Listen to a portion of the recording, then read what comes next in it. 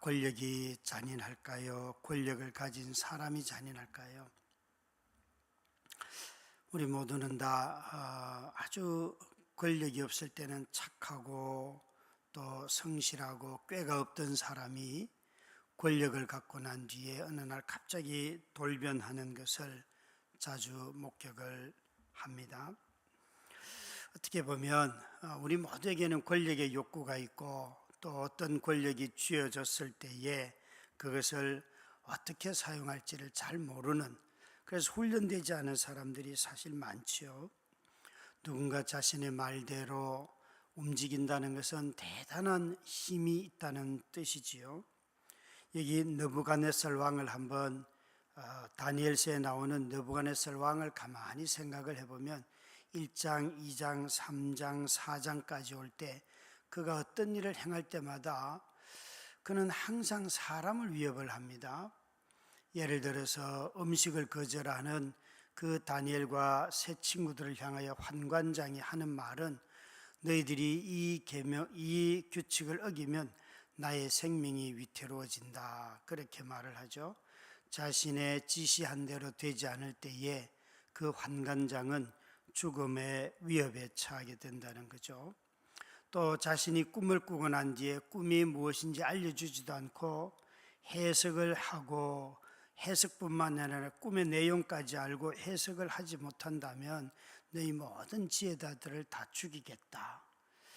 여러분, 꿈을 알려주지도 않고 꿈의 해석까지 요구하는 이 왕의 심보, 그것도 그 많은 지혜자들과 술사와 박사들을 다 죽이려고 하지요. 또 3장에도 보면 그런 또 다른 모습이 나오죠. 그러니까 이 느부갓네살 왕은 자신의 의도대로 되지 아니하면 사람을 죽이고 위태롭게 하고, 꿈을 해몽 못해도 죽이려고 하고, 신상에 절하지 않아도 사람을 다 죽이겠다는 것이에요. 우리가 느부갓네살 왕에 대해서 굉장히 다니엘과의 연관성을 생각하며 그가 참 착한 왕이다, 내지는 그래도 가끔 나오는 회개의 기도들이 있기 때문에 느부갓네살 왕을 그래도 이방의 왕 중에서는 좋아하는 편인데, 성경에 다니엘서에 기록되어 있는 느부갓네살 왕을 보면 그는 잔혹하기 이를 데가 없는 사람입니다.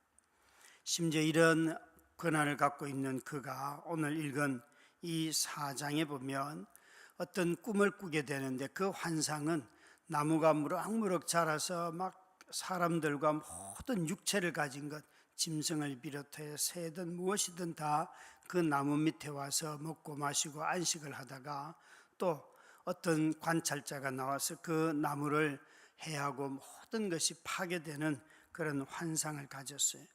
이것에 대해서 해석을 하였는데, 결국은 그가 나중에 33절에 보면 사람에게 쫓겨나서 소처럼 풀을 먹으며 몸이 하늘 이슬에 젖고 머리털이 독수리 털과 같이 자랐고 손톱은 새 발톱과 같이 되었더라. 그가 사람을 이렇게 죽이던 사람이 완전히 한순간에 이런 꿈을 꾸고 난 뒤에 12달 뒤에는 그 자신의 몸이 짐승처럼 되었다는 것이죠. 어떻게 제국의 통치자가 사람을 함부로 죽이던 이 사람이 한순간에 오히려 사망의 위험에 처하고 멸망을 당하고 하였을까요? 이 다니엘서는 우리에게 이방의 왕이라 할지라도 하나님께서 그를 세우고 하나님께서 폐하시기 때문에 그렇다는 것이에요. 느부갓네살 왕은 자신의 능력으로 제국을 이룬 것처럼 말하지만 그것은 하루아침에 또 몇 달 뒤에 일어날 일조차 알지 못할 만큼 그의 권자는 허약하다는 거죠.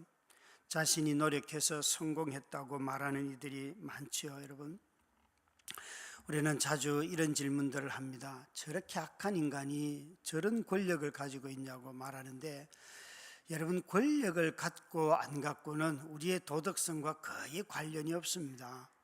만약 도덕성이 아주 뛰어난 사람만이 권력을 갖는다고 한다면 이 세상은 정말 착할 것입니다. 그런데 도덕성과 전혀 관계가 없고 오히려 착한 사람이 성공하기보다는 간사한 사람이 성공을 더 잘하지 않습니까?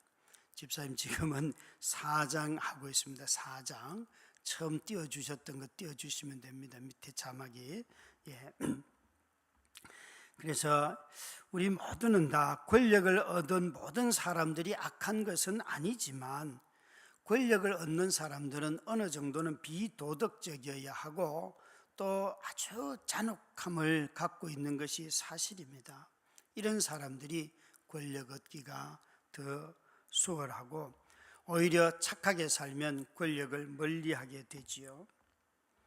사실 여러분들, 저와 여러분이 한 6개월 전에 우리나라, 1년 전에 우리나라를 보면 부동산 가격이 너무 올라가서 전부 다 아우성을 쳤잖아요. 근데 지금은 1년이 지나서 6개월밖에 안 된 것 같은데 이제는 부동산 가격이 너무 떨어진다고 아우성이에요. 그 똑똑한 사람들이 세상에 얼마나 많습니까? 나라를 자기들의 생각을 가지고 운영한다고 이렇게 말하고 부동산 가격에 대해서 이야기하는 사람들이 얼마나 많습니까? 또 이자율 하나만 해도 끊임없이 작년부터 그전부터 계속해서 이자율이 올라갈 것이라고 그렇게 많은 사람들이 예견을 했어도 누구 하나 그것에 대해서 실제로 받아들이지 않고 자신들이 할 수 있는 한 대출을 다 해가지고 이제 이자율이 올라가니까 아우성이란 말입니다.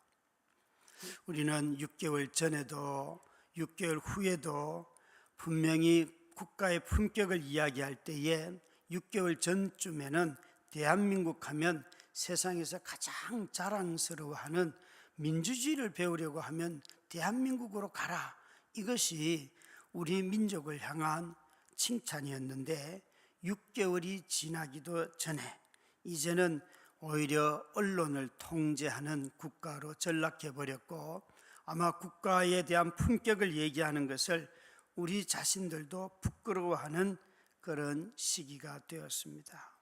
어떻게 이런 일들이 벌어졌을까요? 이런 일들이 일어날까요? 우리는 자주 이렇게 말합니다. 통치자 한 사람이 바뀌었기 때문에 그렇다. 예, 맞죠. 겉으로 드러나는 것은 통치자 한 사람의 문제처럼 보이지만 우리가 잊고 있는 것이 하나 있습니다. 통치자를 세우시고 통치자를 폐하시는 분이 하나님이라는 사실을 잊어버릴 때가 참 많고, 내가 원하는 방식대로 어떤 통치하는 사람이 나타나면 하나님이 세웠다 쉽게 인정하지만, 정말 폭력적이고 또 악하기 짝이 없고 자신만을 위하여서 어떤 통치자가 세워져 있으면 그때는 하나님이 저 사람을 세웠다, 이런 얘기를 섣불리 하지를 못합니다. 물론 주의할 것은 이것입니다. 악한 자를 하나님이 세우는 것은 아니십니다. 여기서 말하는 것은 모든 통치자를 세운다는 것, 그 통치자가 악하게 그 권력을 사용할지 선하게 사용할지 그것은 하나님께서 그에게 뜻을 정하는 것은 아니다. 그가 오히려 자신을 통치자로 세우신 분이 가진 뜻에 불순종하기 때문에 악을 행하는 것이지, 하나님이 그의 악까지 행하도록 하시는 것은 아니다라고 말할 수는 있습니다. 정말 느부갓네살 왕이 다니엘을 통하여 깨닫기를 원하는 것이 무엇이었을까요? 하나님이 다스리는 줄을 이 왕이 깨달은 후에야 왕의 나라가 견고하게 되리이다. 다니엘을 통하여서 느부갓네살 왕이 알아야 할 것은 그 왕이 잔인함에도 불구하고 그를 왕으로 세워서 하나님이 그 나라에 평강을 주시길 원하셨다는 것이에요. 그래서 그를 왕으로 세운 것을 이렇게 알기를 원하셨습니다. 이 느부갓네살 왕이 권력을 가졌다고 하여서 자신의 마음대로 사용하는 것을 하나님은 원치 아니하였습니다.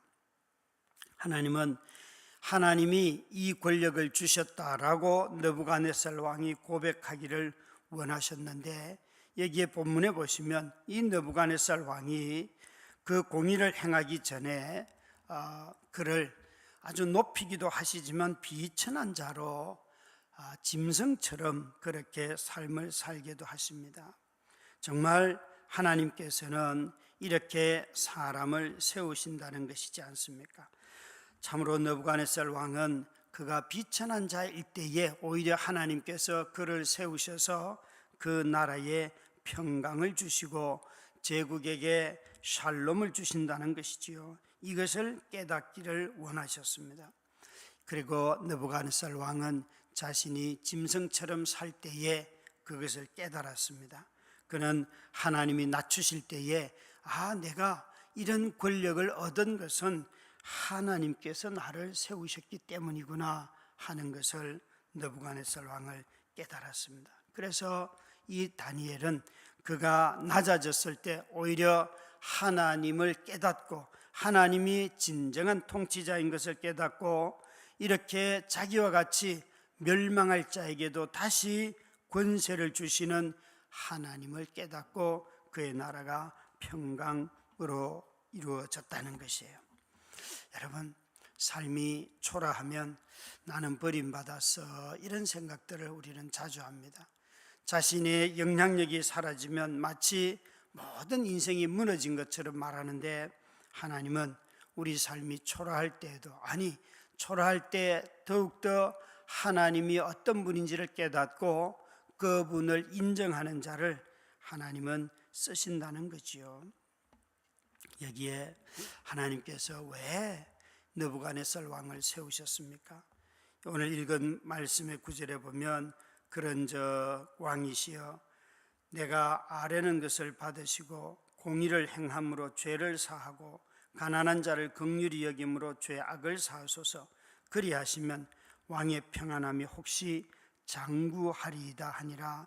왕을 세운 이유가 왕이 하나님이 진정한 통치자이심을 깨달았다면 당신이 해야 할 일은 공의를 행함으로 죄를 사하고 또 가난한 자를 긍휼히 여김으로 죄를 사하는 그런 왕이 되어야 한다는 것이에요.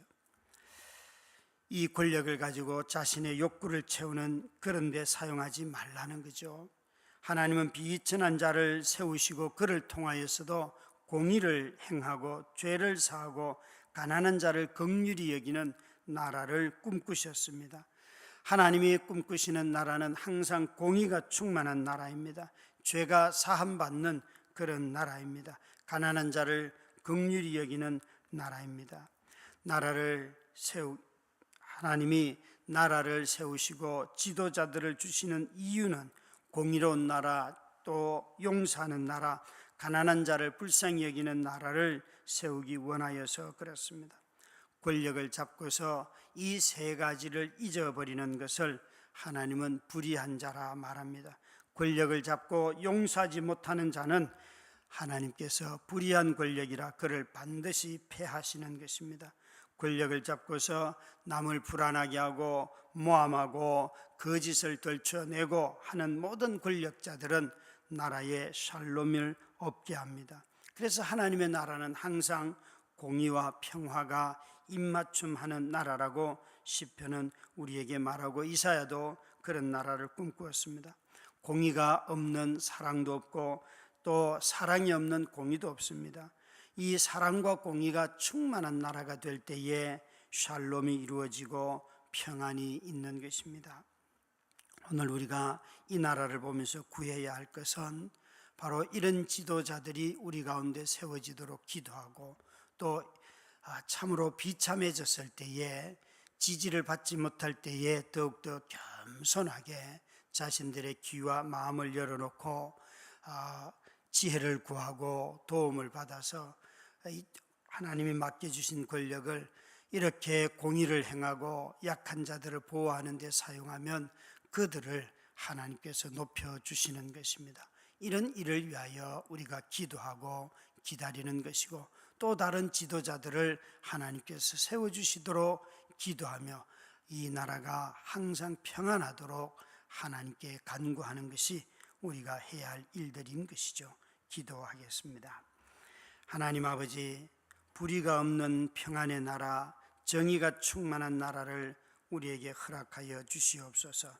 참으로 세워주신 윤석열 대통령이 참으로 지지자들의 초라한 지지 세력밖에 없지만 하나님 간절히 바라옵는 것은 이러한 때에 겸손하게 하시고 이러한 때에 저가 자신을 낮추게 하여 주시옵시고 이러한 때에 권력을 임의대로 또 검찰을 조직을 이용하여서 다른 사람들의 허물을 캐는 자가 아니라 용서하고 또 가난한 자들을 잘 보호할 줄 아는 지도자가 되게 하여 주시옵소서.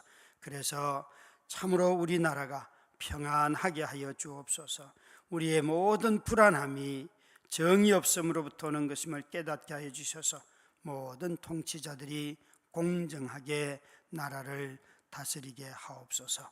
예수님 이름으로 기도드렸습니다. 아멘.